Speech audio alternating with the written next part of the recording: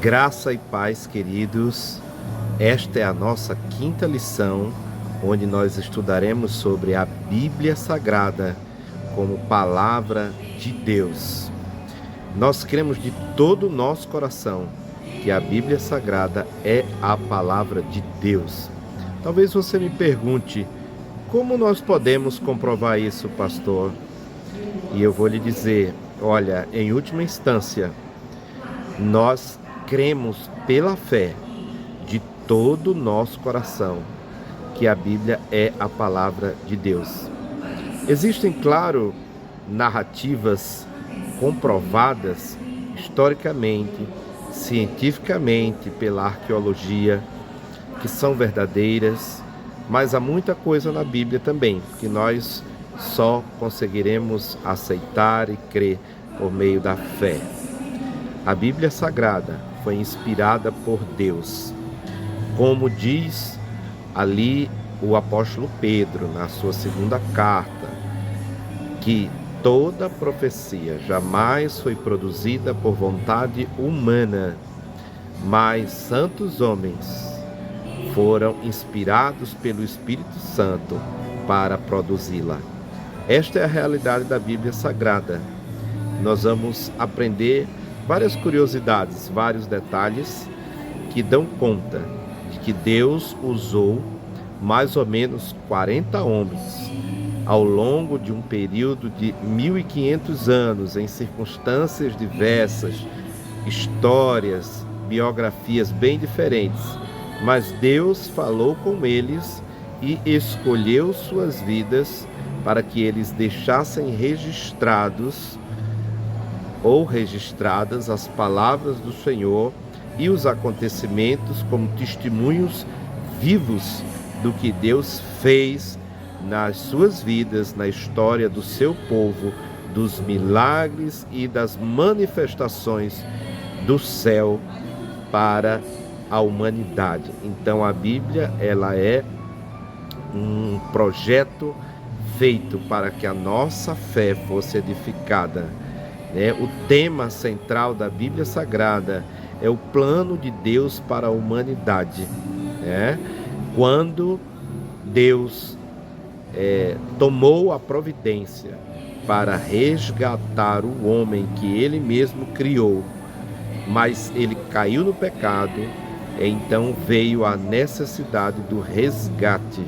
E tudo isso está descrito na Bíblia Sagrada, desde a criação, a necessidade de um Salvador e de como Deus começou a agir num plano universal para salvar a humanidade, e começando lá atrás, no Velho Testamento, escolhendo a Abraão para que ele pudesse ter uma família que mais tarde se tornaria uma nação. Deus escolheu aquele homem velho, idoso, e uma mulher estéril, também idosa, para dar-lhe um filho.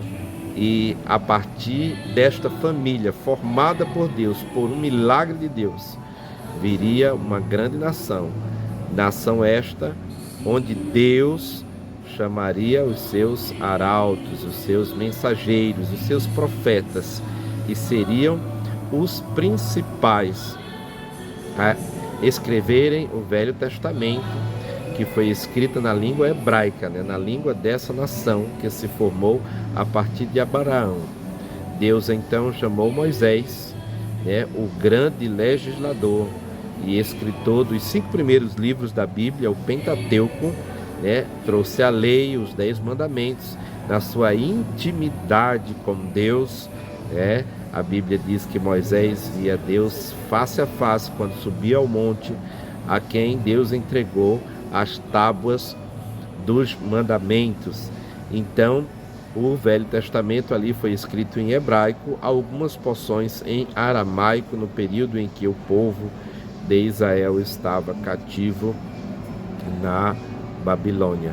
Tudo isso nós vamos ver e vamos aprender com a Bíblia Sagrada muitas coisas que falam de Deus. Ela é um testemunho de Deus para os homens. E como disse o próprio Jesus, tudo que outrora foi escrito foi registrado para a nossa fé.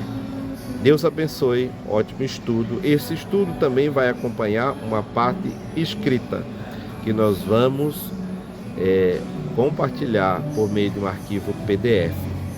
Aproveite e seja abençoado.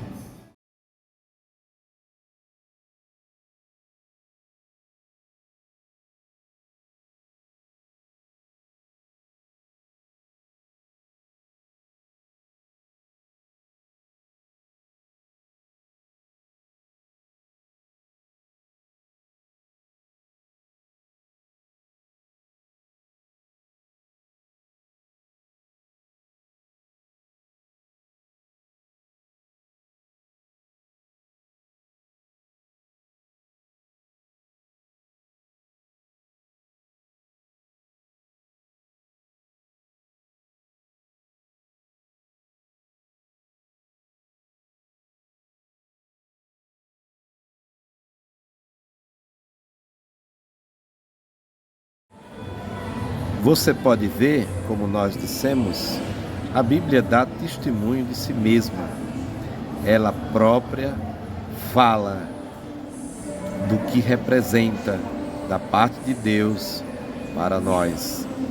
Sim, meu querido, que você possa amar a palavra de Deus, respeitá-la, guardá-la, lê-la com frequência, pois ela é o nosso guia e sempre estará nos nossos púlpitos, nos nossos cultos, para guiar a nossa vida espiritual, pois ela é Deus falando para o seu povo.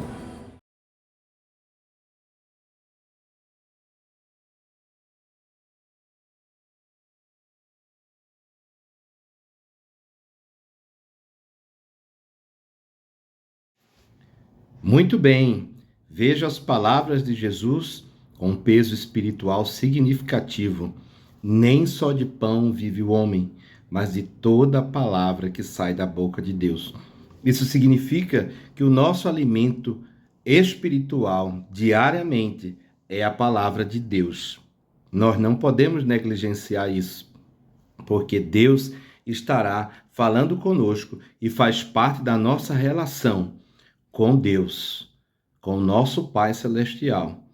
Falar com Ele na oração e ouvi-lo através da sua palavra. Nós colocamos aí anteriormente o texto do apóstolo Paulo, falando ao seu discípulo Timóteo, que toda a escritura é inspirada por Deus e útil para o ensino, para a educação, para o consolo, para a repreensão. Deus usa a escritura para, em todo o tempo, conforme a nossa necessidade, estar nos guiando. Ali no século XVI houve um movimento que nós aprendemos inclusive na escola secular, a Reforma Protestante. Isso porque a Igreja Romana tirou a identidade da Igreja cristã quando acoplou aos costumes da Igreja festividades e ações, práticas que não eram bíblicas por tradição. E até hoje a Igreja Católica Romana se mantém nesse objetivo de guardar tradições criadas por ela mesma, onde a Sagrada Igreja consagrou que aquelas atividades deveriam ser feitas. Na verdade, eles fizeram isso politicamente para se adequar à religiosidade dos países que foram conquistados e obrigados a serem países cristãos, quando o Império Romano, através de Constantino, obrigou a todos a serem cristãos. Mas, meus queridos, no século XVI, como eu ia dizendo, houve um movimento chamado Reforma Protestante e trouxe das suas bandeiras somente a Escritura, só a Escritura. E nós conservamos isso na igreja cristã evangélica atual. Somente a Escritura é a nossa base de fé e prática. Então, se nós temos que basear em algum fundamento aquilo que nós cremos, que explicar, que ensinar, esse fundamento é a Escritura e somente a Escritura. Amém? É importante também, queridos, nós detalharmos aqui que a Bíblia é um livro fechado. Foi uma obra que Deus realizou através daqueles homens escolhidos durante o período anterior a Cristo, com o povo de Israel na sua história, nos testemunhos, e depois da vinda de Cristo, com o ministério que Jesus desempenhou aqui na terra, os discípulos que ele levantou, que foram os apóstolos, e que deram continuidade à sua obra na igreja primitiva, doutrinando até o último livro da Bíblia, que é o livro de Apocalipse, a revelação que Deus deu a João. A partir daí, queridos, nós que cremos na Bíblia Sagrada, cremos que ela é um livro fechado. Não há espaço para novas revelações, para novas manifestações de Deus nesse nível que possam agora constituir algum adendo à Bíblia.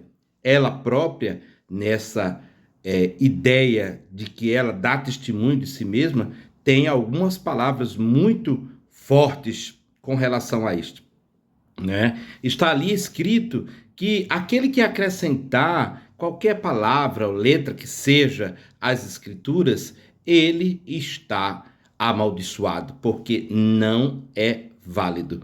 Outra coisa que nós podemos ver na palavra de Deus é que está dito que nem que alguém declare ter uma revelação vinda da parte de Deus, ou mesmo que um anjo do céu desça e venha agora falar outra coisa, além daquilo que nós já temos ouvido e aprendido com a Bíblia Sagrada, e isso seja considerado inválido. O primeiro ponto que nós queremos destacar aqui é que a Bíblia é um livro especial de Deus. Você deve saber que ela tem uma grande divisão. O Velho Testamento, que é a história da criação do mundo, do homem e de tudo quanto há, e na sequência a história do povo de Israel, como nós falamos a princípio, com os profetas, com as revelações de Deus, de que mandaria um Salvador, com a revelação da lei, dos mandamentos, mas que tudo isso ficou muito claro e foi necessário para que nós entendêssemos que através da lei ninguém conseguiu ser salvo, pois o homem ele não cumpre a lei 100% e não é o esforço do homem em agradar a Deus que vai fazê-lo ser salvo. Então a lei, como diz o apóstolo Paulo, nos serviu de aio, ou seja, ela nos serviu de guia, de caminho, de canal para entendermos que o homem por si só não pode agradar a Deus e que era necessário a vinda de um Salvador, de alguém que nos resgatasse, que nos salvasse de verdade, porque nós não conseguimos agradar a Deus com os nossos esforços. Então, a essa primeira porção nós chamamos Velho Testamento. Como dissemos a princípio, escrito em hebraico e algumas poucas porções em aramaico, correspondente ao tempo em que o povo de Deus, o povo de Israel, estava cativo na Babilônia. Já a segunda parte dessa divisão, chamada Novo Testamento, foi escrito em grego. Em grego, porque era a língua que dominava a cultura no momento em que Jesus veio. Jesus encarnou. Jesus é o Verbo vivo, ou seja, a promessa do Salvador estava se cumprindo, como diz o Evangelho de João, capítulo 1, o Verbo se fez carne e habitou entre nós, e vimos a sua glória, a glória do Filho unigênito de Deus. Então, queridos, a partir dali se instaurou um período diferente, um período de graça, não mais da lei que estava no Velho Testamento. Então, essa grande divisão da Bíblia Sagrada precisa ficar clara para você, e que no Velho Testamento nós tivemos ali muitas sombras, muitos sinais, muitas coisas que apontavam para Cristo, mas Cristo é o tema central da Bíblia. Ele é o resgate de Deus para a humanidade, o plano de Deus para a salvação da humanidade. Portanto, dentro desse contexto, ele é o tema central da Bíblia. Cristo veio, ele levantou para si alguns apóstolos, os seus discípulos, que deram sequência na sua obra logo que ele voltou aos céus. A igreja primitiva está ali, né? O livro de Atos dos Apóstolos vai ser o livro histórico do Novo Testamento. E aí nós temos, na sequência, cartas doutrinárias, tanto do apóstolo Paulo como as cartas gerais, ensinando a igreja qual o viver santo que Deus deseja na nossa vida cotidiana. E por último, como nós já falamos, o livro de Apocalipse, que é uma revelação das coisas futuras e do fim dos tempos que já havia sido predito por Jesus. É isso, querido. A Bíblia, ela é perfeita. Ela tem um sistema de conexões incrível. As coisas são confirmadas em textos diferentes, escritos por homens diferentes, que viveram em épocas diferentes, com experiências de vida diferentes. Mas, como foi o Espírito Santo, o grande autor da Bíblia Sagrada, isso tudo se conecta. Então, tem muitas referências conectadas com outros textos e que faz da Bíblia um livro maravilhoso, abençoado e especial. A seguir, nós vamos colocar aí um gráfico sobre os livros da Bíblia. São 66, 39 do Velho Testamento, 27 no Novo Testamento, e as divisões tradicionalmente que são feitas apenas de forma didática para você entender as categorias que estão ali postas. Você vai ver que lá no Velho Testamento, os 5 primeiros livros da Bíblia são chamados de Pentateuco. Os 5 primeiros livros são atribuídos a Moisés como autor. Nós dissemos lá atrás que ele era o escritor, mas na realidade ele é o autor. Seja lá quem tenha colocado no registro da época, né? Provavelmente não existia o papel, mas sim o papiro ou até mesmo em peles de animais. Muitos foram os materiais utilizados lá atrás para a escrita, e isso nós aprendemos na própria história, e alguém compilou, ou seja, colocou nesse material a revelação que Deus deu a Moisés, porque ele é o autor dessas revelações que falam sobre o início de todas as coisas, ali no primeiro livro chamado Gênesis, que significa começo. Na sequência, nós vamos ter Êxodo, que significa saída, que é justamente porque a narrativa mais marcante deste livro é a saída do povo de Deus do Egito através de Moisés, grande profeta e líder que Deus levantou. Nessa sequência, muitos nomes vão vir, né? Levítico, livros das leis, né? O Deuteronômio, a repetição das leis, Números, como diz o próprio livro, traz a numeração de muita coisa do povo, do exército, muitas estatísticas que tinham ali no princípio do povo de Israel. Vem a sequência dos livros históricos, os profetas, os reis, todos que Deus levantou, né? E depois as próprias profecias dos profetas maiores, assim simplesmente categorizados porque os livros são maiores, e dos profetas menores porque os livros são menores. Até o tempo em que houve um grande silêncio e Deus não falou, né? O período interbíblico. E aí, na sequência, é quando Jesus vem. Deus determina a sua vinda no tempo certo, na plenitude dos tempos. Jesus encarna, se faz carne, habita entre nós, e aí se instaura um novo momento, o tempo da graça, o tempo do Novo Testamento, onde o Evangelho de Jesus vem fazendo a gente entender por que algumas coisas lá no Velho Testamento, no tempo da lei, eram imperfeitas e agora se ajustam, porque tudo deságua em Cristo, tudo apontava para Cristo, tudo era apenas uma sombra do que haveria de vir, mas vindo Jesus, o Filho perfeito de Deus, tudo se ajusta, tudo se explica, tudo se completa nele, e ele é a salvação, e ele é o tema central da Bíblia.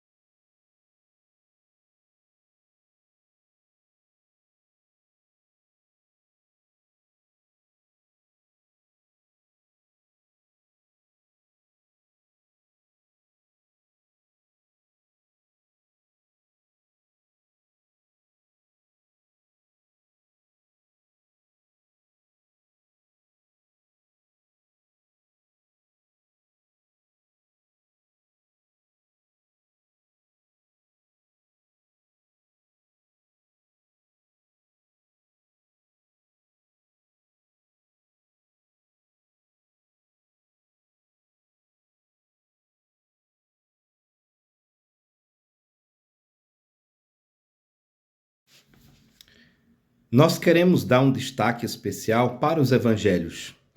Os evangelhos são 4: Mateus, Marcos, Lucas e João. São biografias da vida e do ministério de Jesus, escritos por pessoas diferentes, com uma ótica e objetivos diferentes. Mateus tenta conectar Jesus com a promessa para os judeus do Salvador que viria.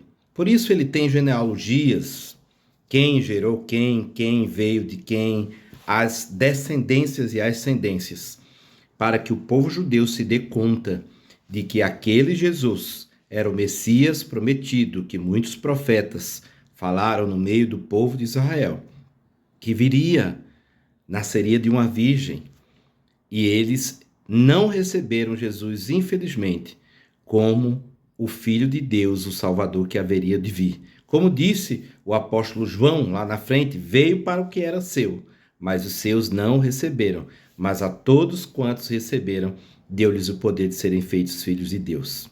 Já os outros evangelhos, Marcos e Lucas, eles têm o objetivo de anunciar e registrar um Jesus com um ministério para todos.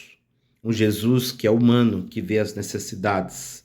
Um Jesus que foi defensor dos mais pobres, dos mais necessitados. Enfim, o Jesus universal. E quanto João tem uma linguagem toda especial. João praticamente faz a conexão de Jesus com o Velho Testamento, tendo um viés e uma linguagem que conseguia alcançar os filósofos, aqueles privilegiadamente iluminados culturalmente. Ele vai usar uma linguagem muito especial, chamando Jesus de o Verbo, uma linguagem que era usada pelos gregos e que eles entenderam perfeitamente a mensagem desse evangelho. Finalmente, o apóstolo Paulo nos ensina que a fé vem pelo ouvir, e ouvir a palavra de Deus. Isso nos mostra que a palavra de Deus desencadeia um poder especial que gera fé. Esse poder é um poder prático, é algo que nós experimentamos, vivenciando essa experiência. A palavra traz para a gente uma revelação que vai, de maneira especial, ser trabalhada pelo Espírito Santo no coração de cada um. A partir daí, nós vamos ver na Bíblia Sagrada, através do material que está escrito, várias imagens, várias figuras que a própria Bíblia utiliza para nos dar uma ideia de como é essa operação na vida de alguém na prática. Por exemplo, ela vai dizer que a Bíblia é como água limpa, que limpa os seres humanos das suas mazelas, dos seus pecados, de tudo quanto é sujeira que está em sua vida. Que a Bíblia Sagrada, ela é como a espada do Espírito, que nos liberta e desata todos os laços das heresias, das mentiras de Satanás. Que a Bíblia Sagrada também, por exemplo, é como pão, um verdadeiro alimento que nos fortalece espiritualmente e daí por diante. Veja o material que vai ser compartilhado em PDF e conclua essa lição. Deus abençoe sua vida e que você continue trilhando neste caminho, o caminho da palavra de Deus, que é o melhor para o seu discipulado, para o seu crescimento e para a sua vida cristã como um todo, até a volta de Cristo Jesus. Deus te abençoe.